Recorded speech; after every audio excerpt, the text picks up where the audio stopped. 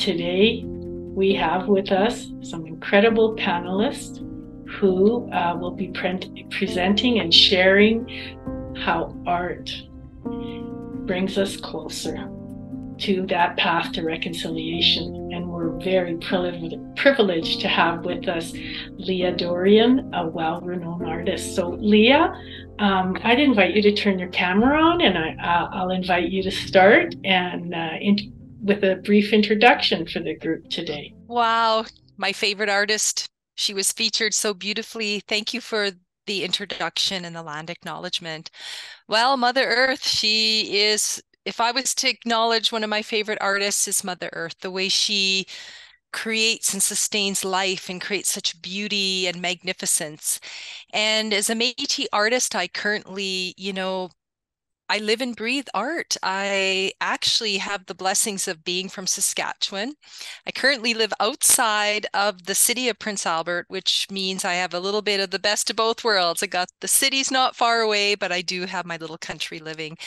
And I think it really helps me stay inspired in my artistic practice. So for those of you who may be familiar with my books, I am a children's book author as well as a visual practicing artist who does gallery shows.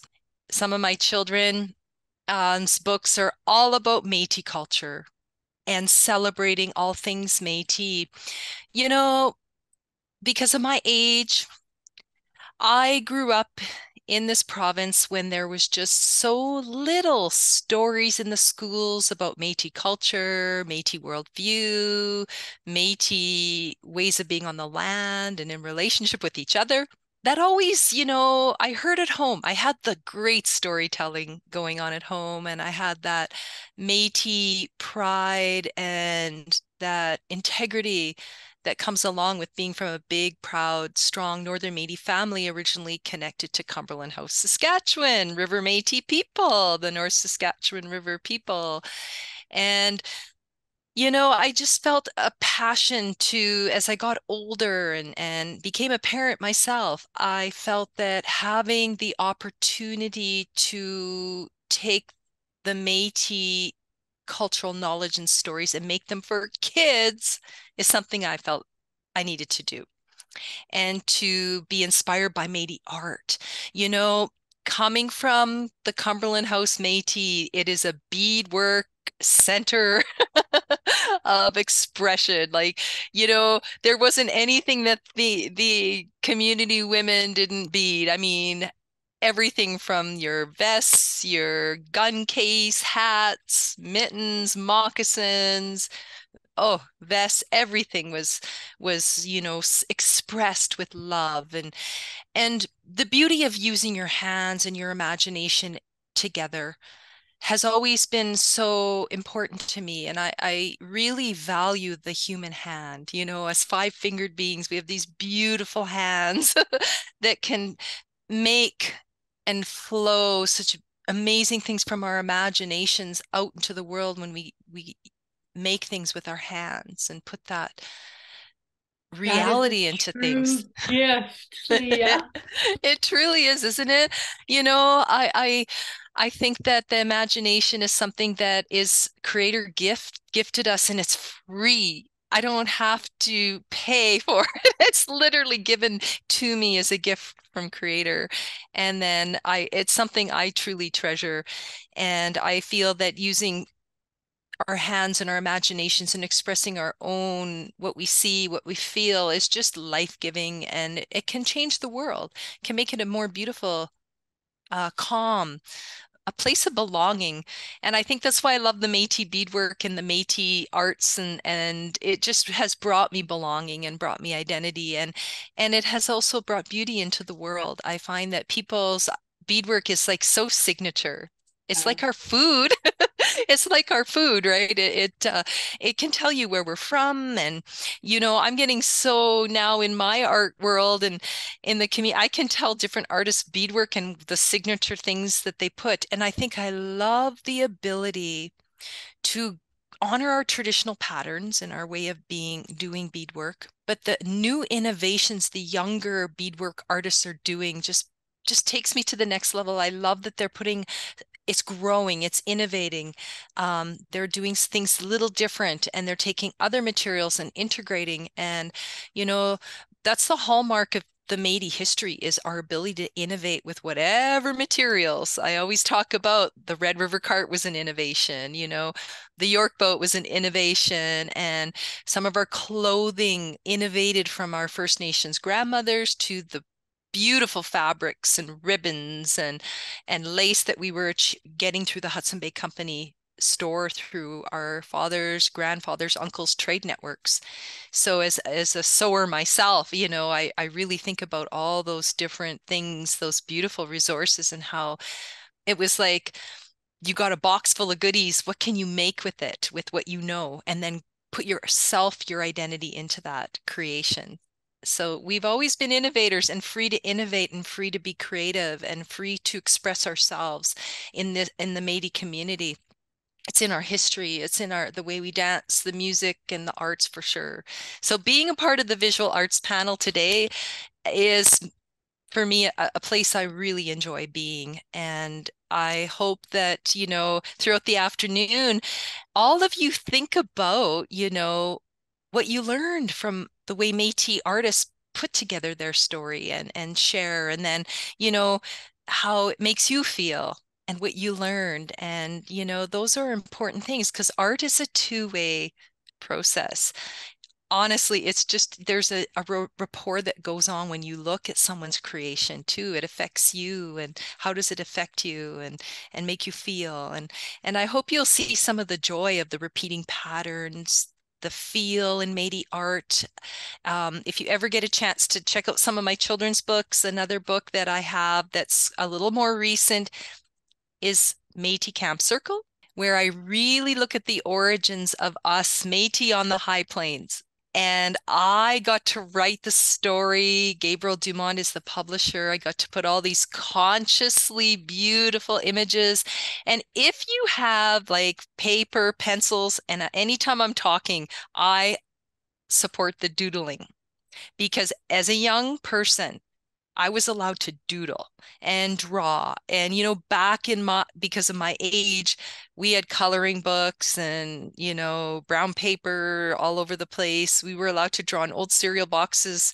And I'm so grateful my mom always made sure we had crayons and whatever we could get, so that we could just pick up and beautify and make things. So in my artwork, there's a lot of Métis color, a lot of Métis balance and symmetry. Like if you were to draw a line down the center of the flagpole, you'll see the balances in my work. I try to counterbalance and balance in my artwork, because I really believe that beautiful Métis flag, that symbol there, our figure 8, you could trace it with your fingers. To me, it's just a reminder of keeping balance. And I'm Métis, and I've had to walk in those two worlds.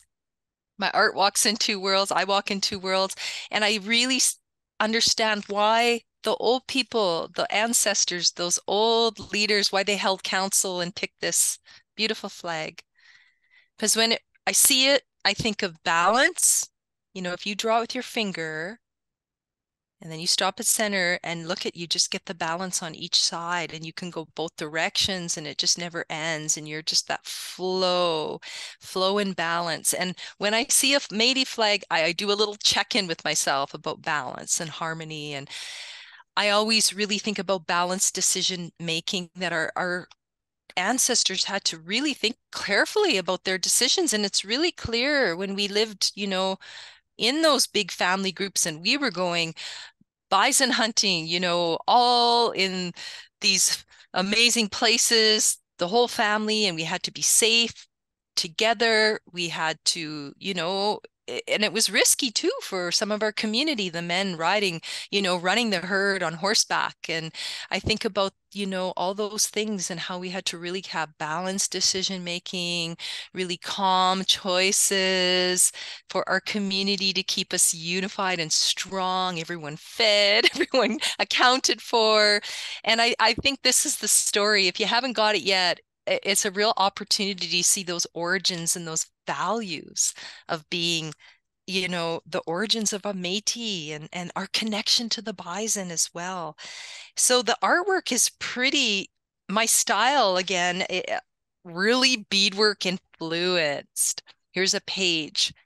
And you can see there is repeating pattern, lots of floral design. Again, that balance, the two bison looking towards the Métis symbol. So that balance, and then coming from center is the explosion of life. And look at the hummingbirds and the berries and life that comes out of that centeredness, that, you know, that center of that Métis symbol. So I have the joy of writing the books, but illustrating is, I think, where my creative storytelling goes to the next level, because yes, I'm a writer. I love writing.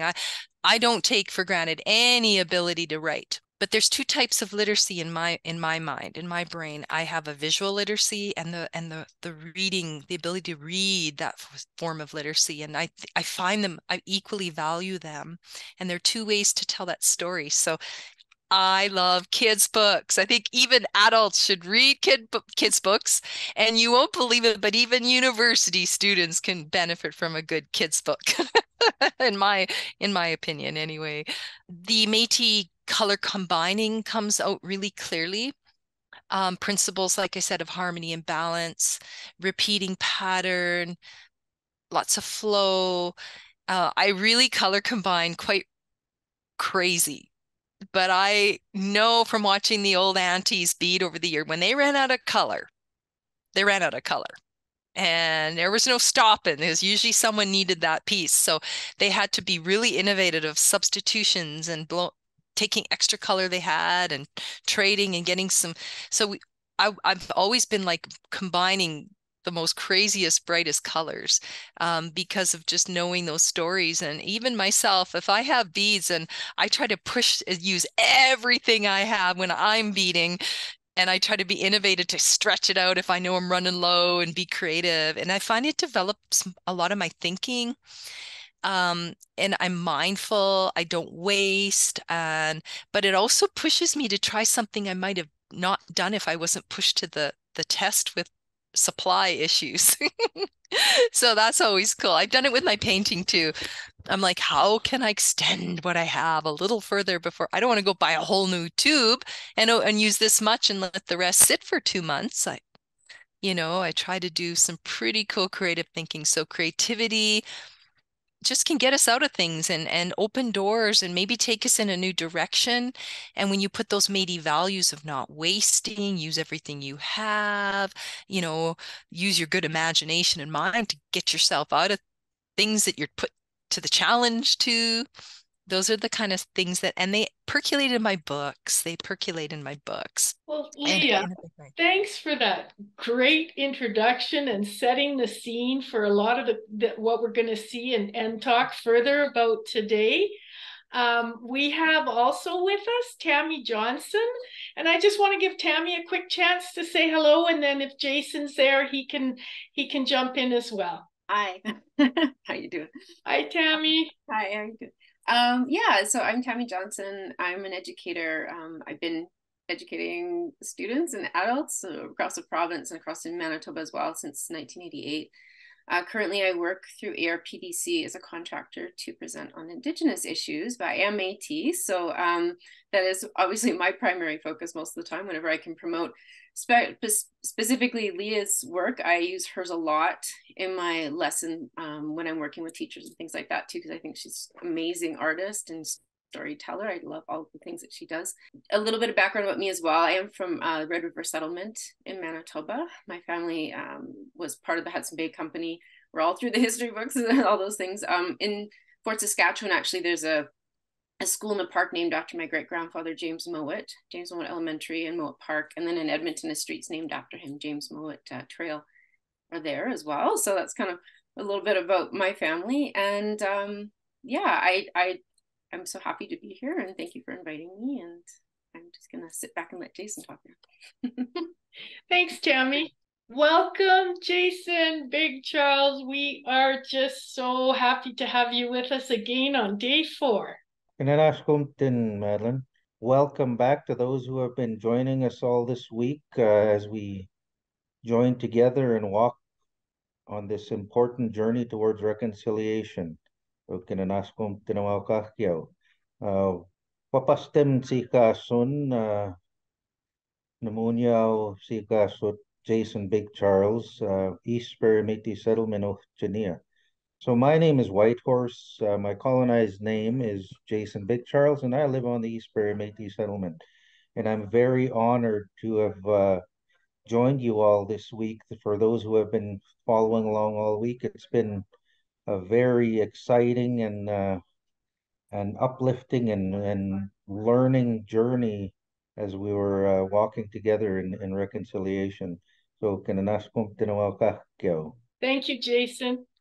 I'd just like to mention to everyone in this webinar that that we have with us also today another director from Alberta Regional Professional Development Consortia, who is a great support in organizing this work. So, Sandra, I invite you to say hello. Good afternoon, everyone. Hi, thanks, and I really appreciate everyone's work with this week, and I'm so pleased to be here with my friends and my colleagues, offering you these learning opportunities this week. And thank you, Madeline, for hosting. And I hope everyone is enjoying. Thanks, Sandra. And we also have Alexandra Novak and Elise Morin online with us, and they are supporting. They'll be answering questions if anybody has any difficulties in the chat, and also helping me to keep an eye on the Q&A throughout the conversation. And Alexandra's our point person for all the video that we're going to share with you today. On behalf of the Alberta Regional Professional Development Consortium, I'd like to extend our deepest appreciation and respect to our Elder Advisory Circle who helped guide this project and bring it to fruition. Thank you to Elders Tina Fox, Betty Latown, and Eulalia Running Rabbit. Your dedication to education is a tremendous act of reconciliation. We can only hope to bring as much awareness and truth as possible to this day. I would also like to thank our friends and colleagues, Donna Ross and Barbara Deskin, for their huge contribution to this project.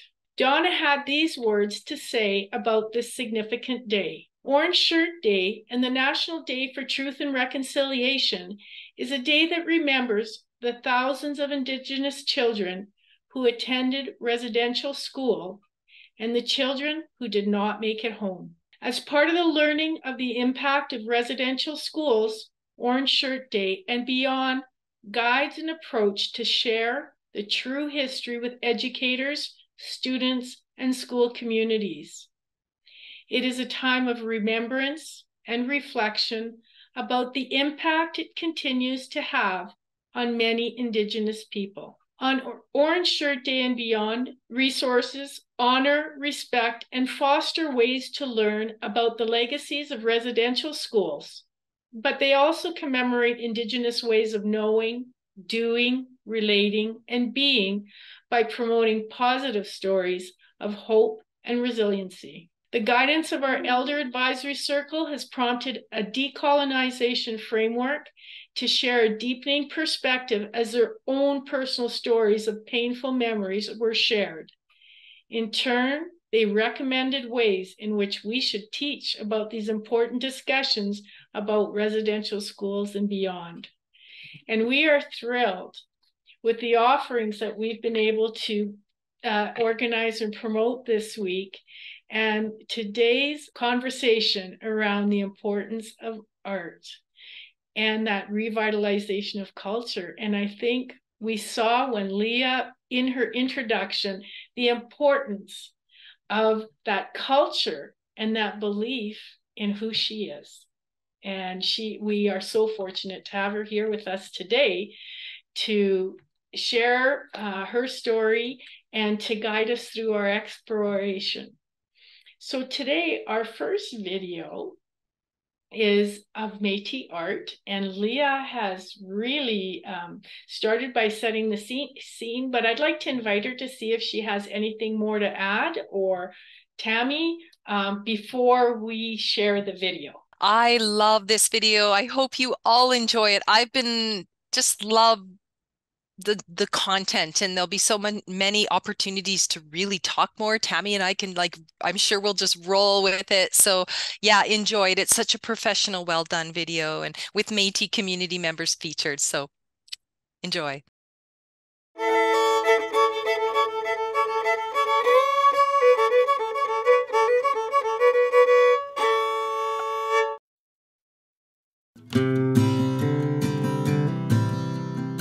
Every culture is identified by its art.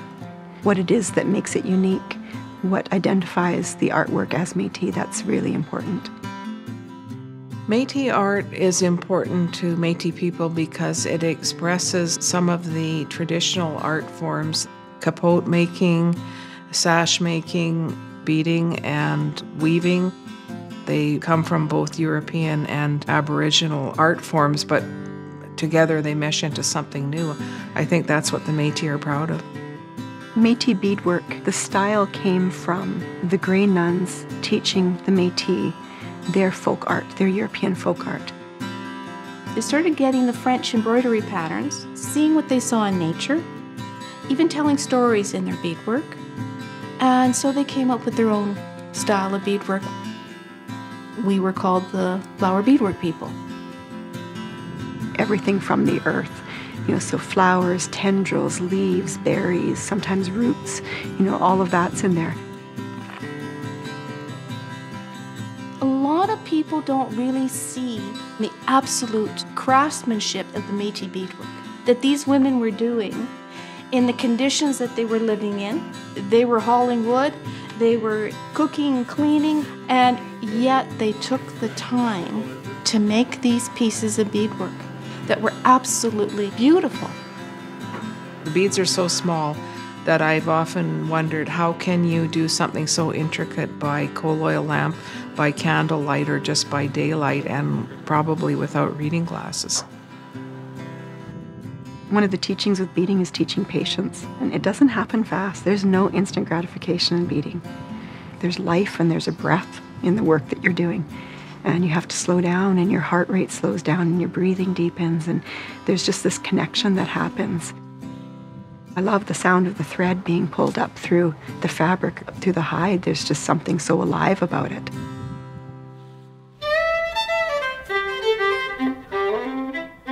I love doing beadwork. It's almost like meditation, and you have to have good thoughts when you're doing your beadwork. I know for myself, if I'm doing something for somebody, I think of that person all the time that I'm doing it. So it is very much for them. The craftspeople are the people who keep the art alive. They're passionate about their work, and they have an opportunity with Parks Canada to be able to share Métis culture with Canadians. Fort St. James is an incredible venue to be sharing my Métis artwork at, to be presenting this at Parks Canada, where people are coming from all over the place, looking for the Canadian experience. To be able to give them the authentic Métis story is so important. We as Parks Canada, we've had a great deal of pleasure working with Métis artists and craftspeople. We have these opportunities to bring people together over these objects, especially some of these incredibly beautiful objects. It really is a reminder of the rich stories that we have to tell and the many different ways that they can be told. I'm respecting the artwork of my ancestors. I'm respecting the culture. And so I need to be authentic in what I'm doing. That doesn't mean that it can't develop and grow into today. It can and it has to, but always respecting where it came from. It would have been nice to have met some of those women who were such masters of their beadwork. I hope they can see that I tried to keep it alive. I tried to sort of bring the beauty of that Métis beadwork to modern day, to show that it is and was so beautiful.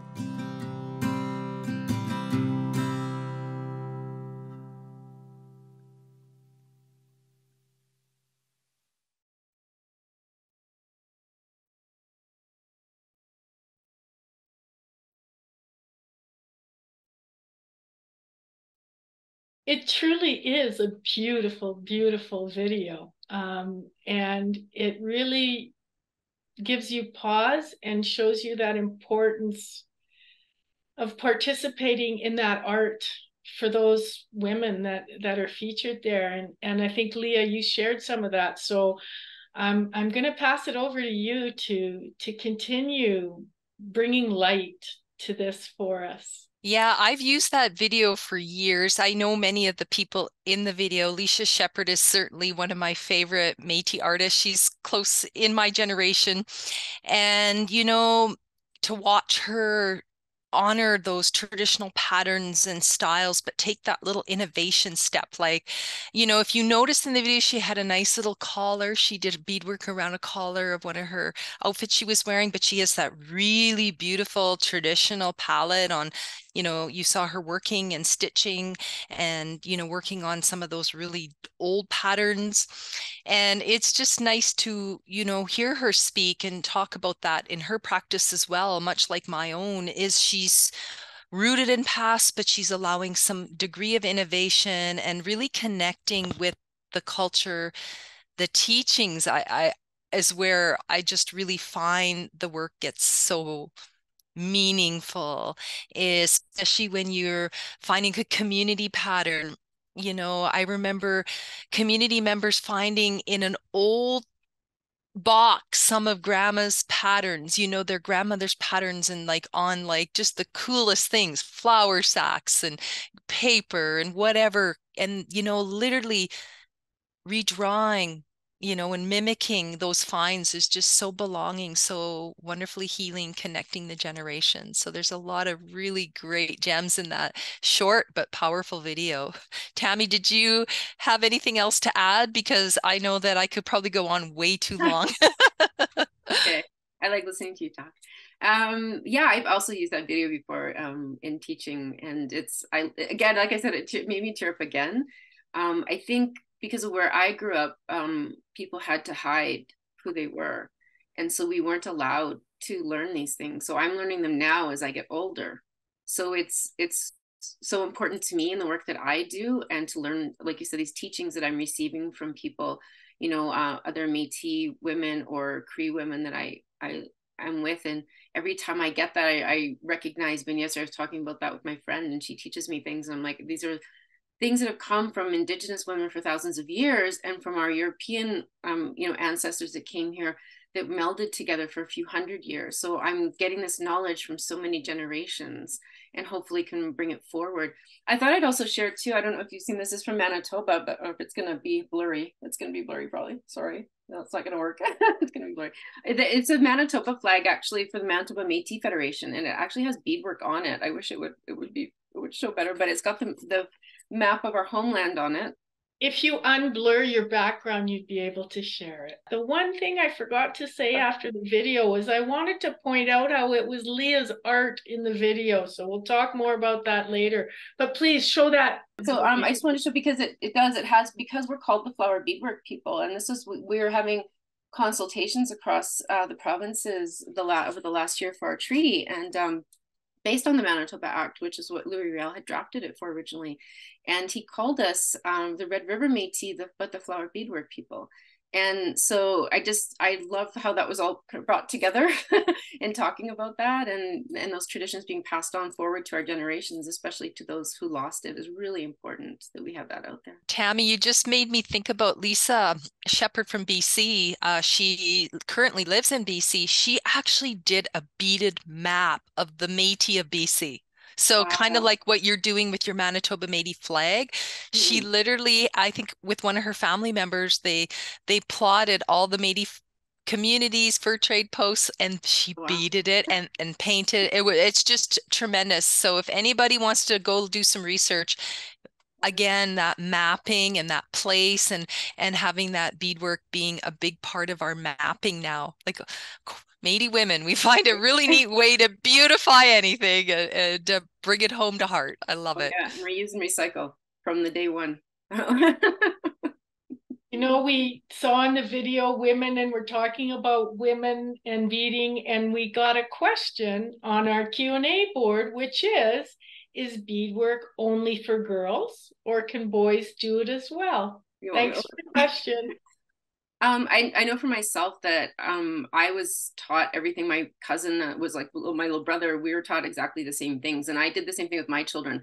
My son learned how to sew and cook and do all the things because Métis people are like traditional roles before, because originally we had to, right? But we were still all taught the same thing, to look after children and to do all the things outside and inside, because you couldn't depend on the fact that you would have somebody around to do that for you anyway. So we were all taught equally to do all the same things. That's my experience. And I as well, absolutely, that if someone's got the calling, because it's a certain character, not everybody gets the calling and is a beadwork artist, but, you know, it doesn't matter what background you have. You know, look at Gregory Schofield. He's a writer, poet, and he's also an amazing beadworker. The late Laurie Barkwell from Manitoba, who I was very dear and close to and learned a lot of beadwork from him. He just picked up the beadwork arts from many Métis women mentors around, you know, Winnipeg area. And he became just exquisite because of their tutelage. And, you know, I see it's a personality. And when you've got the calling, it calls you. You know, I dabble, but, you know, there are people I watched who it's a calling, and it doesn't matter what background when it calls your spirit, it's amazing what happens. There's a comment I'd like to share with you that's been posted in the chat. It's Ms. Shannon, and she says, I just want to share. This summer, I took a Métis beading workshop at Fort Calgary. After 8 hours, I went home with a flower the size of a toonie. Such incredible appreciation for this art form requires stillness and patience. So thank you for sharing that, Ms. Shannon. Thank you. And Tammy saying the same thing, patience teaching. You know, it does teach that level of patience and that critical thinking part of the brain. And then, you know, there's a lot to work through. You know, sometimes when you're starting, it feels like you have two left hands if you're right-handed. And it really does you know, encourage that teachings and slowing down. And, you know, you listen to the video about getting into that flow zone and just trying to go into that zone, to be patient and see your purpose. Like, are you making it for someone? What's your purpose? You know, especially when you're gifting something, I think of that, like you're thinking of that person, putting that thought, that love, that prayer, that intention. And it's a beautiful act of love to, you know, have someone make something for you from their heart. It truly is lovely to receive, and it doesn't matter what it looks like when it's made with that.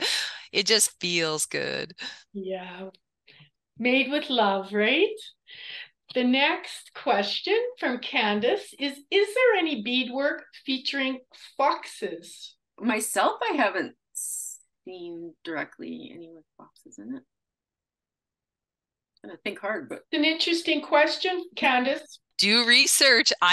Go find out. You know, I'm not the greatest researcher online. I am so old, word of mouth and stuff. But you never know. Go put it out there. Go discover and explore. And who knows? Like I said, people do the most interesting things these days. It's really quite interesting to see with beadwork expression. Yeah. Even three-dimensional, you know, quite sculptural. I've seen some artists go somewhat sculptural with their beadwork. It's quite lovely, actually. Very innovative. And Anne Unlin in grade 3 would like to know what are the beads made of that the Métis use? You mean originally or now? How about both? Well, originally the materials would have been from crystal pieces and shells and found items that were around if they couldn't get things from Europe. The actual beads that were used were crystals and things like that that came from Europe.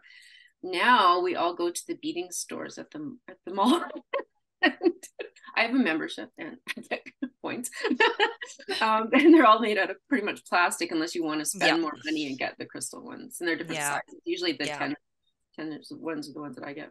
And it's so interesting because we have a traditional bead that we still use, and it's actually coming back, is from the pagan, the hazelnut, that little hazelnut. You open it up when it's, you know, end of its life, and you can find a beautiful little striped seed bead. It's a natural bead.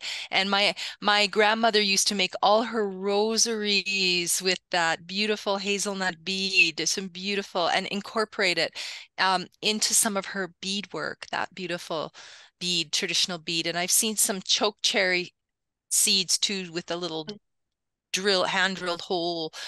So it's so neat that there are some traditional beads, and of course our modern explosion of beads that you could get everywhere now that we couldn't get as easily before.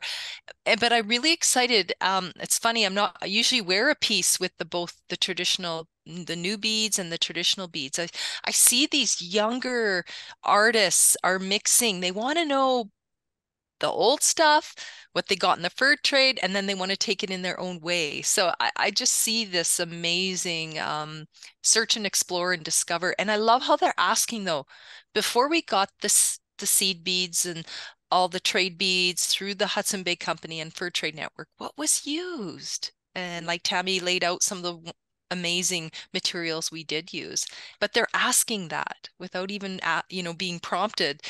So our young people are they're really curious. It's wonderful to see.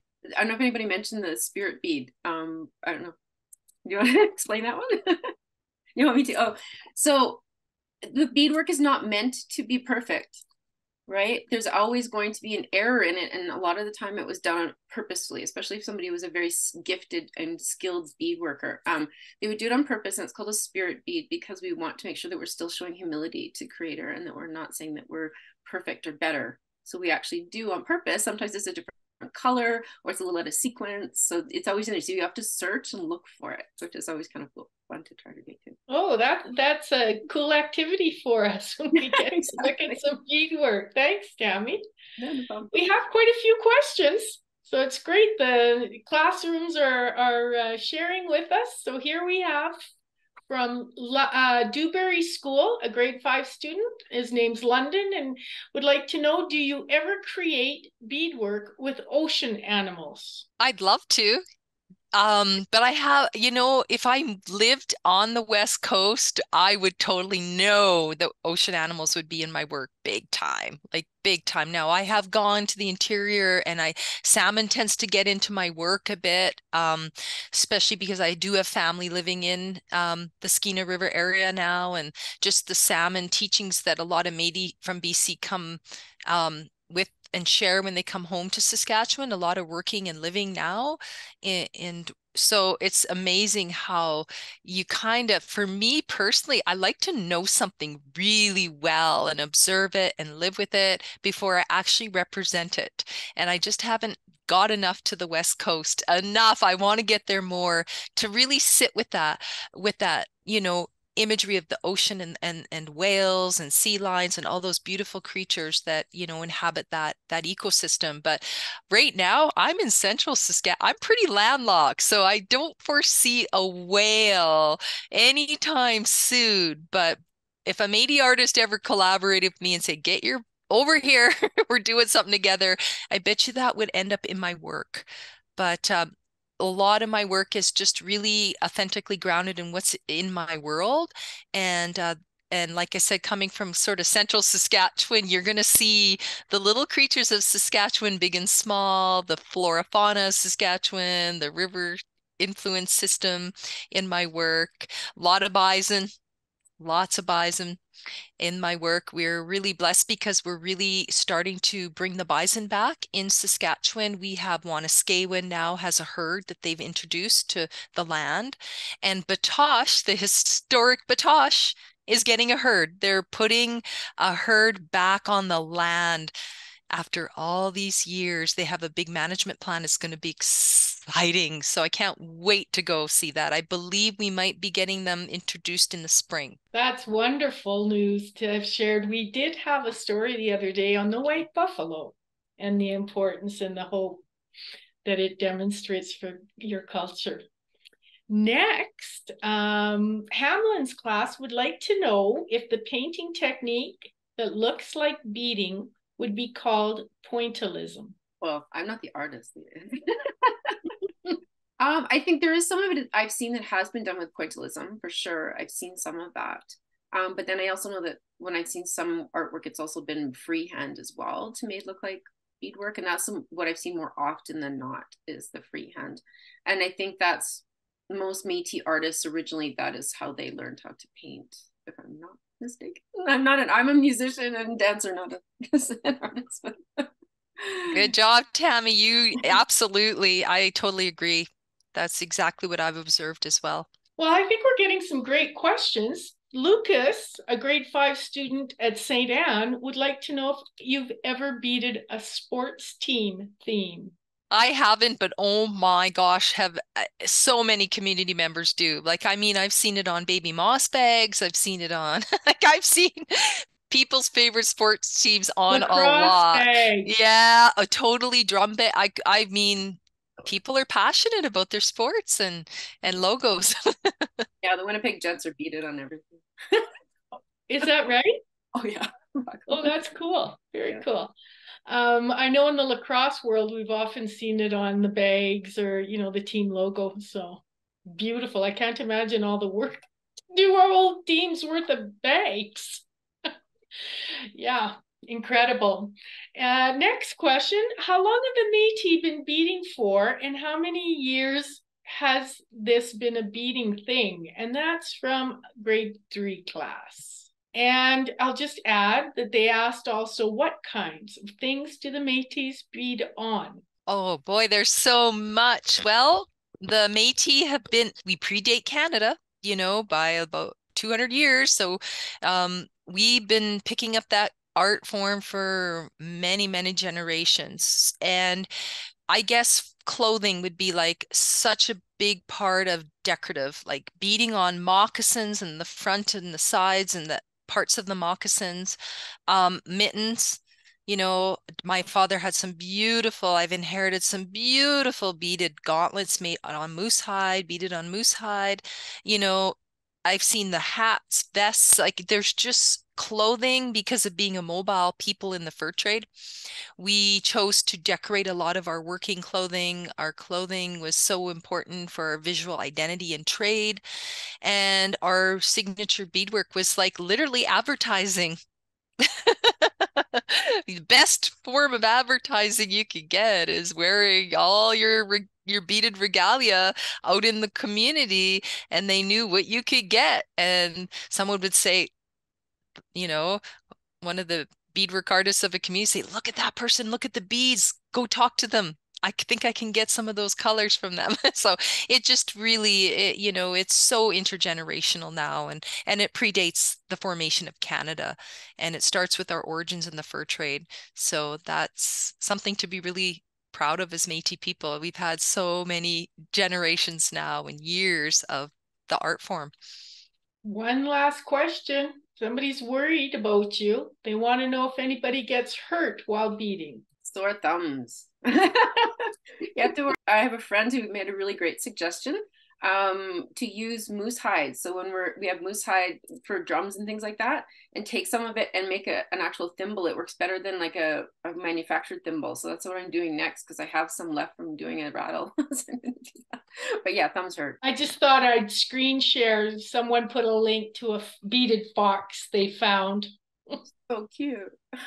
So cute, and just some great questions and interactions coming from our classrooms today. Thanks everyone for your great participation. Couple more. So I'll give you the first one. Have you ever painted plants like a cactus? I'm going to jump to another question from London and at Dewberry School again. What is your favorite animal to bead? Not really. I'd say I stick to flowers currently because I'm not that advanced. Okay. How many beads does it take to make the art? Depends on the art. Just depends on the size of the project. Like, that's the huge thing, is like the more bigger drawn out pattern, the more beads you're going to use, and the weight of it when it's completed. Like, you think of the weight, like some of these items get heavier and heavier the more decorative work. So you got to be mindful, you know, the weight of something goes up from beadwork. That's why silk embroidery, I still love it, and it's coming back. I've got actually several elders and young people in my community are bringing it back because it's so flexible and it's light, and you could put it on your clothing. You're not weighted down, and the clothing is very flexible, washable, and it doesn't take, you know, it has quite a long legacy for wearable on your clothing. So I'm really happy to hear the silk embroidery and the embroidery stitching is coming back as well. Some beautiful patterns in relationship to that through the generations. And there are quite a few general questions, but I think we need to wrap up this conversation. So just one quick one. Sierra from grade 5 at St. Anne's School would like to ask Tammy if she made her earrings that she is wearing. They are beautiful. Oh, thank you. Actually, I just bought them yesterday from a lady in my community. Yeah, I'm not really the jewelry making person with the beads. I have lots of friends who do them, and I like to support my community all the time. So that's what I try to buy from local people. And it's a lady, a local artist that I bought them from. But thank you. Yes, they are beautiful. I actually am commissioning her to make me some nice Métis sash earrings. That's next. They are beautiful. Thanks to the schools and for the great participation. I'm sorry we can't address all of those questions. We'll try and make sure that in the follow-up materials that we send to the teachers to use in their schools, that there are resources there to help them respond to all those questions. On that note, I think I'll change gear and ask Alexandra if she can share with us, or perhaps I will pass the mic over to Jason for him to give us a brief introduction to the video, the Alex Janvier video that we will be viewing in a second. Thanks, Madeline. And so the next video that's coming up, it's about an artist, Alex Janvier, from here in Alberta, actually very close to me, in Treaty 8 country. And Alex talks about his experience as an artist and where he gets his inspiration from. And he's got a really nice message. I think it comes straight from most artists, whether they're painters or beaders or dance or any of the arts. He's got a wonderful message about inspiration for art. And on that note, it is a truly beautiful video again. So on that note, I invite Alexandra to share the video, and we'll come back and continue the conversation.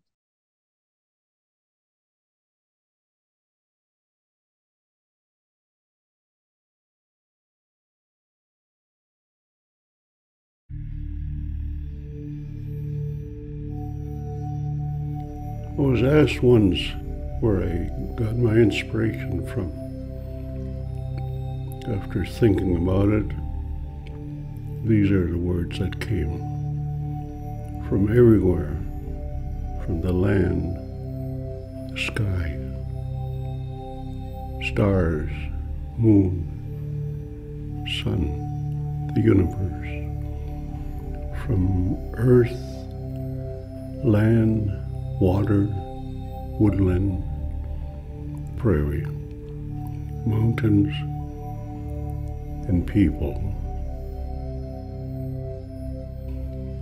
From memory of ancient stories, from music to include the voice of God and His created nature, from the sound of the birds chirping, from native drum songs, powwows, from the heart rather than the intellect, from my parents, from my tribe, the Nesonklina of Cold Lake, and of parts of Alberta, Saskatchewan, Manitoba, British Columbia, and the Northwest Territories.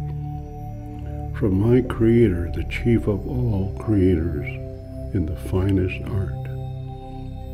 From the angels who have consistently have watched my life with the development of art that I do. From my own inspiration, acceptance of who I became. From love to be who I am and who I became.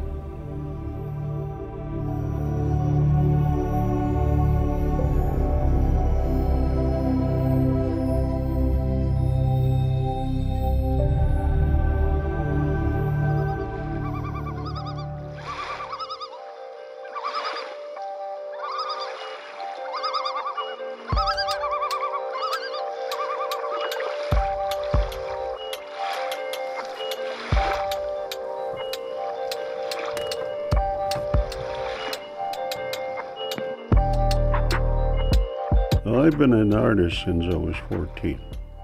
Carlo Altenberg gave me private tutoring in Edmonton. I did that for 4 summers. And that clued me into the world of art. But he did a very different way of teaching. He got me to study the books, study the picture, and then he would say, do not read. And he really emphasized that, you know. So I studied the picture. And at the end of the week, on Saturday night, he'd invite me to his house. Oxtail soup and, you know, that black bread and some good old German tea. Then he would sit aside and start, well, my boy, what do you remember, you know? Then I'd give him what I observe of those pictures. He knows what's written about it. So if I went to catch some of the written stuff, he'd catch me right away. But the observation of the picture is what he wanted. To see if I was really gaining knowledge. You know.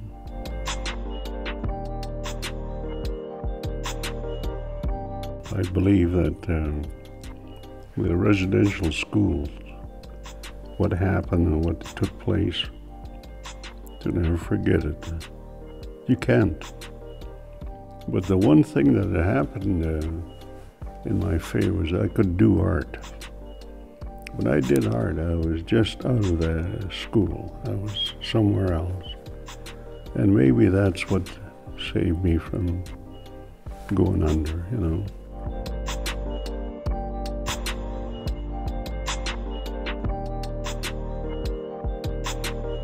My name is Jacqueline Janvier, and I manage Janvier Murals and Fine Arts, and I am from Cold Lake First Nations 149B. I believe that Alex's work is very, very important because he paints from the heart. By doing that, he's letting people experience some of the emotions that he experienced during his lifetime. My kids have been helping me since they're small tots, you know. They watch me paint, they watch me work. We're not here forever, you know. They'll have precious memories someday, and they'll think back and remember the important messages, the important wisdom. Well, they've learned, you know, they've been watching, and they're gifted to be able to do that, you know. And they discover that they have the talent, you know. And I'm beginning to experience people going back to the traditional ways. That would be the happiest day of my life. I'm Alex Janvier. I'm an artist.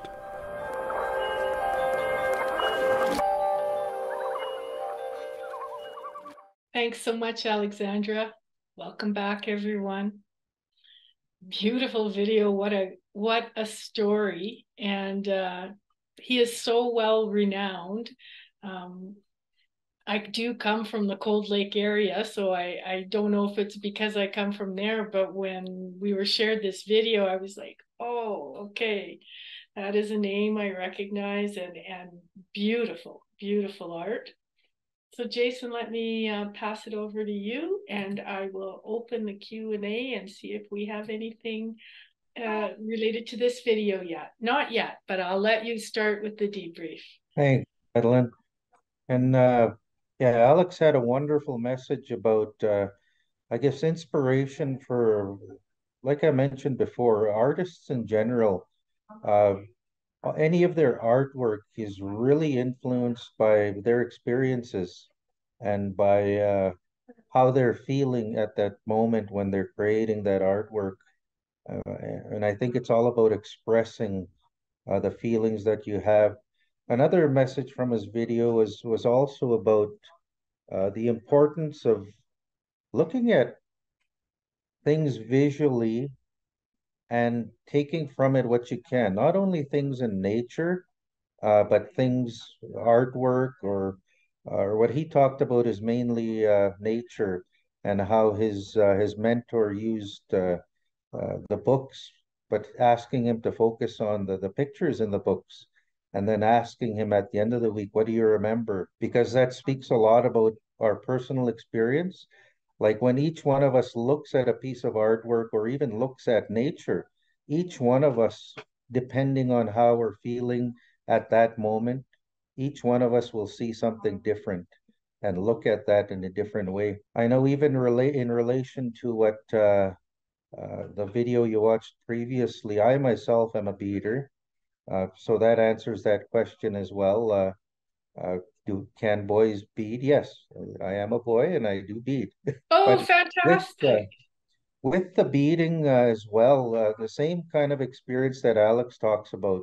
The beading, when I'm working on that, it's a very personal experience, and it's something very much like when you're painting or anything. You're not just doing the activity. You're not just painting. Your mind is constantly in motion, and you're thinking about things.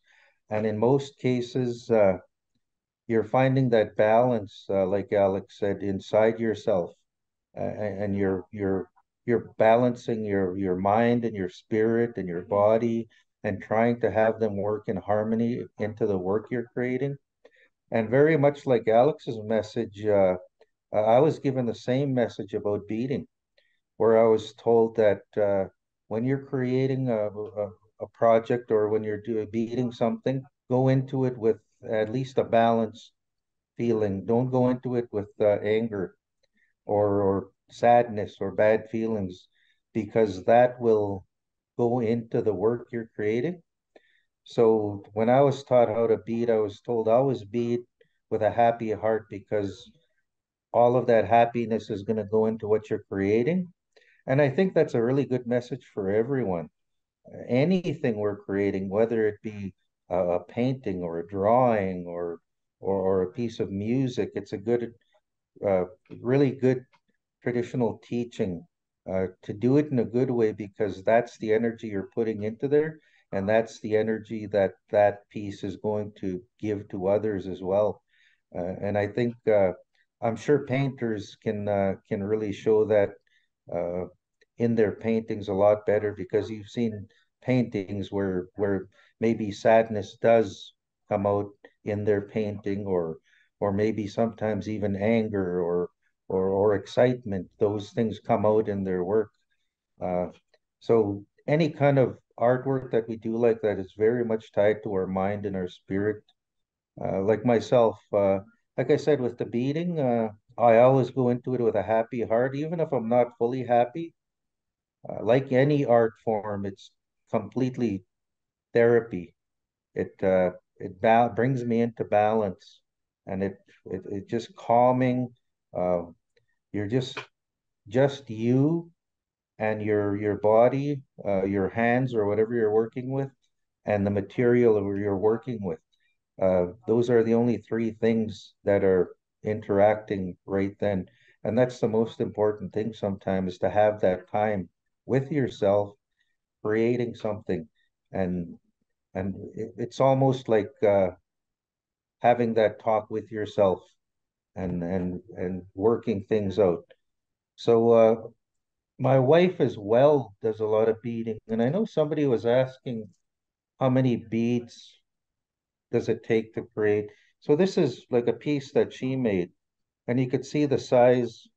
It's basically as big as my hand. Now that piece probably took her about 600 to 800 beads to complete that. So this is one that I've created, and this has over 2,500 beads that went into it. Something like this, we're only looking at maybe 40 beads. So this one as well, probably maybe 50 beads are in here. So depending on the beads you're working with as well, I know there was some questions too, like about the materials. Yeah. I think the majority of the beads used today are seed beads, and they're glass seed beads. So these are all glass beads. And then you have some of like the crow beads, popular in creating regalias and such. Those are all plastic crow beads, but they're actually a lot larger. Uh, but it's like any art form. We find that peace and that balance when we're creating those. And I was smiling to myself listening to Alex as I watched the video as well, because he could describe myself when I'm beading.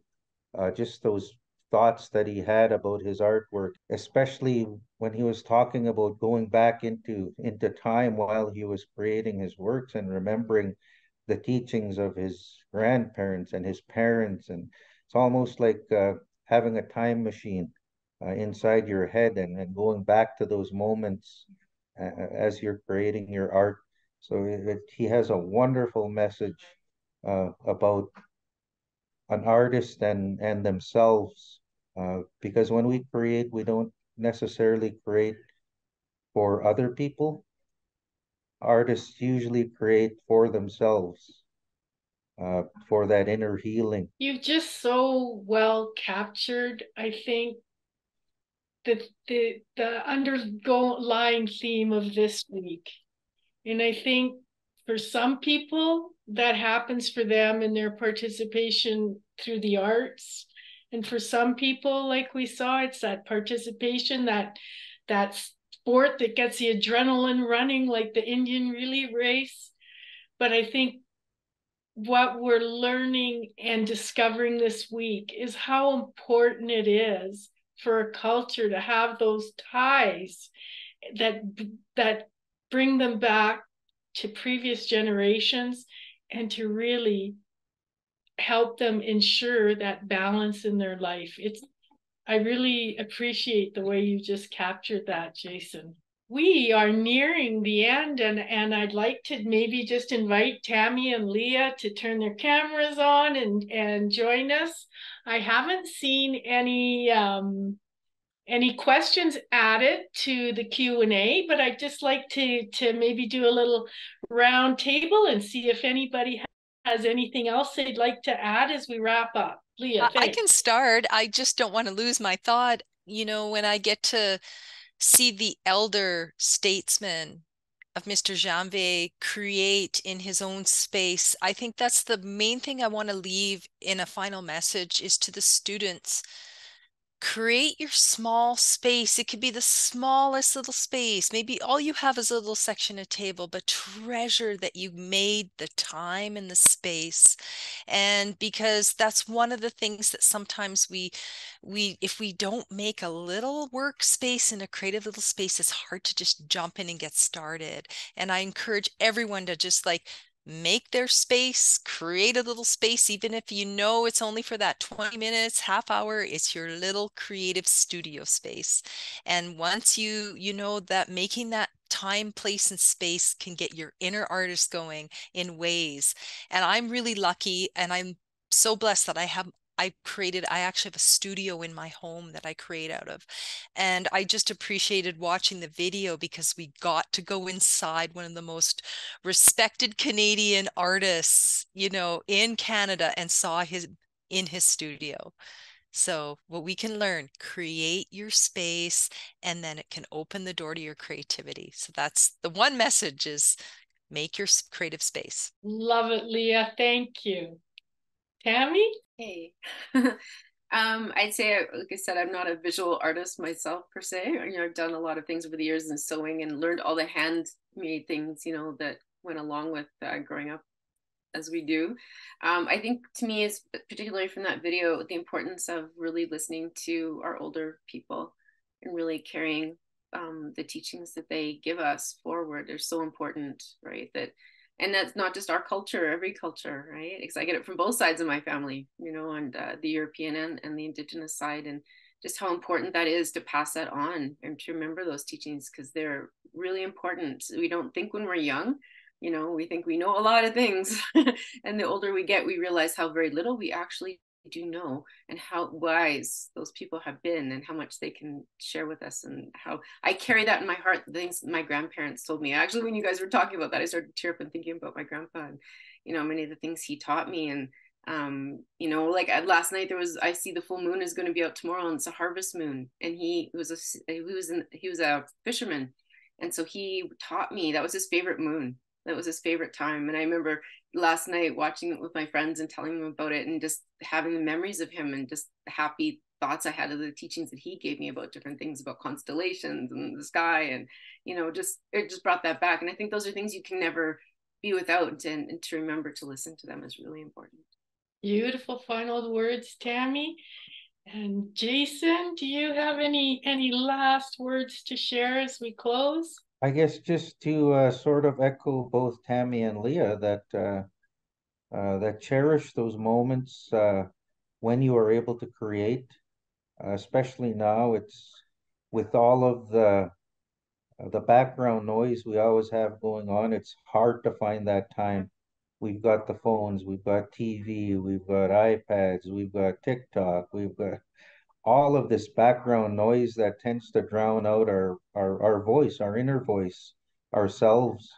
So it's cherish those moments when you can be by yourself in your own space and listen to yourself, speaking to yourself. Thanks for those final words, Jason. So positive. This has been just such a great experience. I'm going to invite Alexandra or Elise to share the Empowering the Spirit website, just to remind all the teachers and everyone that the resources on this site are based on the invaluable stories from Indigenous communities, elders, knowledge keepers, and the stories of trailblazers. The Orange Shirt Day and Beyond resources share interview of success, positivity, celebration, and stories of healing.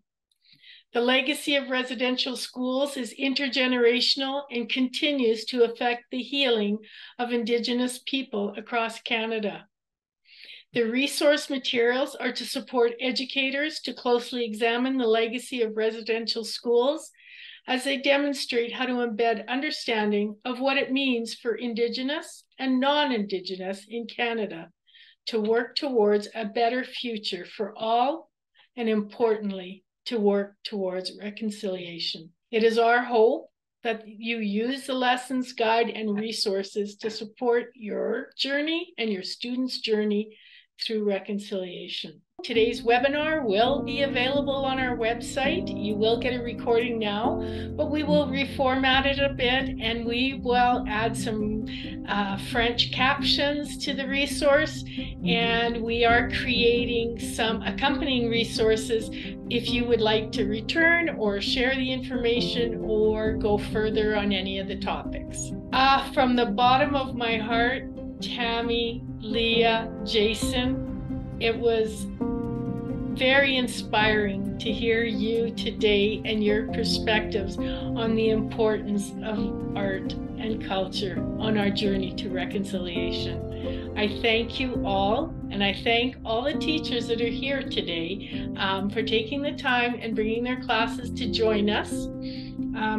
And I think on that note, we can close the webinar. Thanks, everyone.